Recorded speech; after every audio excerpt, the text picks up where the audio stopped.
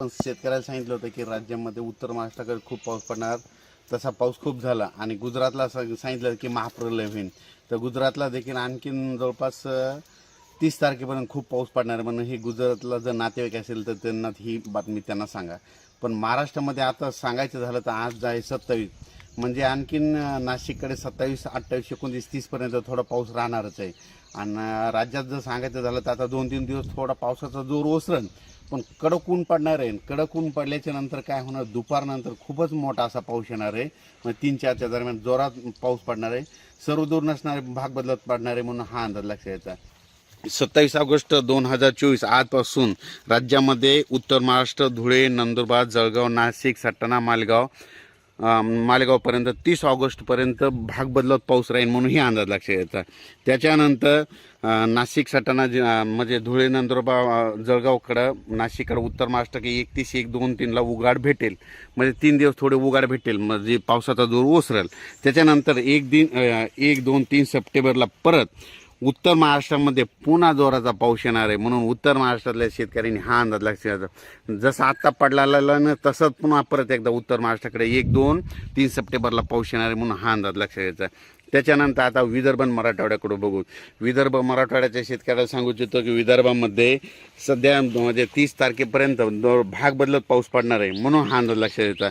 पण विदर्भ मराठवाड्यातल्या सर्व शेतकऱ्याला सांगू इच्छितो की तुम्ही काय करा, 31 तारखेपर्यंत तुम्ही तुमचे कामं करून घ्या, कारण की दुपारपर्यंत तुम्हाला 2 वाजेपर्यंत थोडी उघाड भेटणार आहे. म्हणून तुम्ही काय करा, तुम्ही तुमचे कामं करून घ्या, कारण की विदर्भ मराठवाड्यामध्ये विदर्भ आणि मराठवाड्यामध्ये 1, 2, 3, 4, 5, 6ला जोरात पूर्व विदर्भ, पश्चिम विदर्भ, मराठवाड्यात जसा नाशिककडे पाऊस पडला तशी परिस्थिती आपल्याकडे होणार आहे.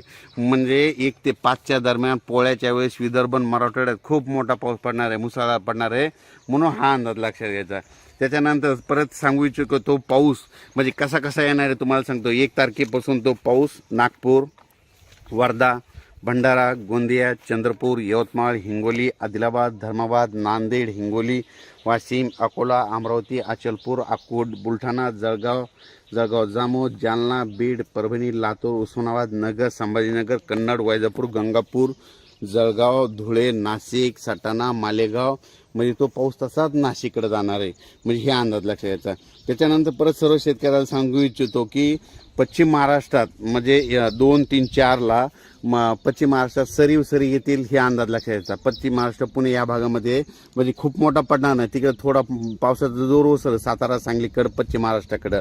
पण तिकडं मात्र 2, 3, 4 सप्टेंबरला सरी चालू राहतील म्हणून हे अंदाज लक्षात घ्यायचा.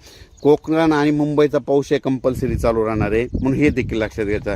जास्त पाऊस म्हणजे 1 ते 5 सप्टेंबरचा म्हणजे 1 ते 5 सप्टेंबरचा विदर्भ मराठवाड्यात म्हणजे खूप विदर्भ, मराठवाडा आणि उत्तर महाराष्ट्राकडे पडणार आहे म्हणून हे अंदाज लक्षात घ्यायचा.